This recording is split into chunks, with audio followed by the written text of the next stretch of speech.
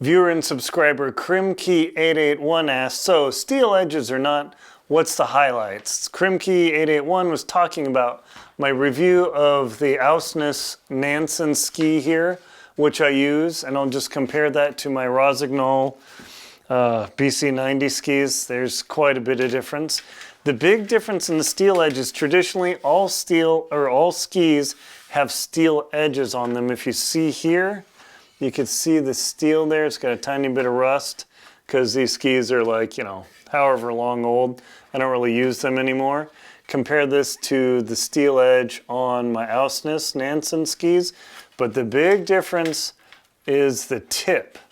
If you see here, there is a steel edge all the way around the tip of the ski. Having that steel edge on there makes a big difference versus having just the standard ski material here, because over time, as you can see, I've dinged this one up just a little bit, and that was only on 330 miles. This one I've roughed up, and I have seen people break the tips off, so these steel tips take a lot more beating. And then if you look at the tail here of the ski, you can see here that the steel roughly goes to almost the very end on the Ausnes Nansen skis versus the Rossignol BC90. The steel stops a good 2 inches or 5 centimeters before the tail of the ski.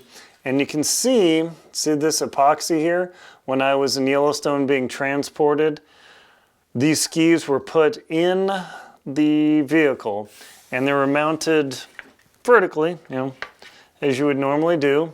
Just mount the skis vertically, and over bouncing up down over 100 miles, it literally broke the heck off the tail of my ski.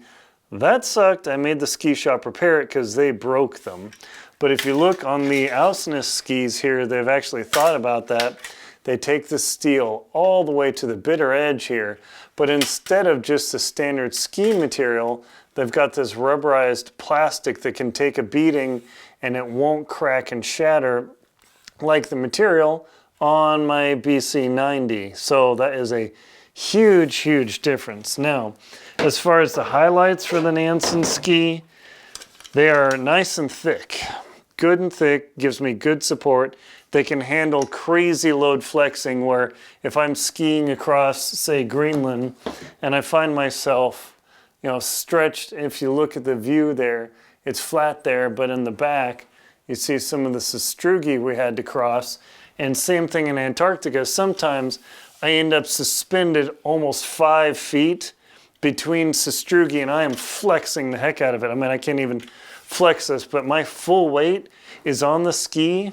I've got weight only suspension here and here, and I think the ski is going to break, but these things are so incredibly tough that they took 750 miles or 1,100 plus kilometers of beating in Antarctica, and they held up fine.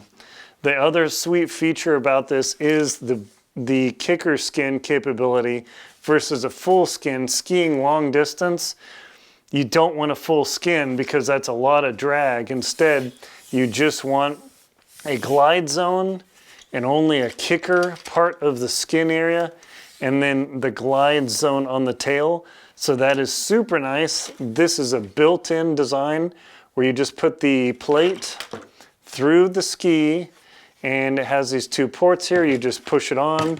The skin glue stays attached, but I personally permanently mount the skin to the ski. I use the nylon mohair blend. That was a mistake though, because nylon will glob up worse than the mohair. My buddy Terry in our book, 2 Friends and a Polar Bear, he had mohair and he had no globbing problems. Nylon, even though it's a little more durable, globs worse. Hate it. I will never buy nylon blended again. But the reason I screw these on instead of making them removable like you're supposed to is I never want this to come off. I have skied, snagged something, yanked off my skin, it gets covered in powder, and then I'm there suffering with detached skins all day. So you don't want to do that. As you can see, the Voile 3-pin binding attachment is perfect. So this is exactly the ski width you need, but no more. They're highly stable. They're still a narrow ski, but not like a skate ski, and these have done very well. You can see the groove in there, so it keeps some alignment as I'm skiing along. And that's it. So super spectacular.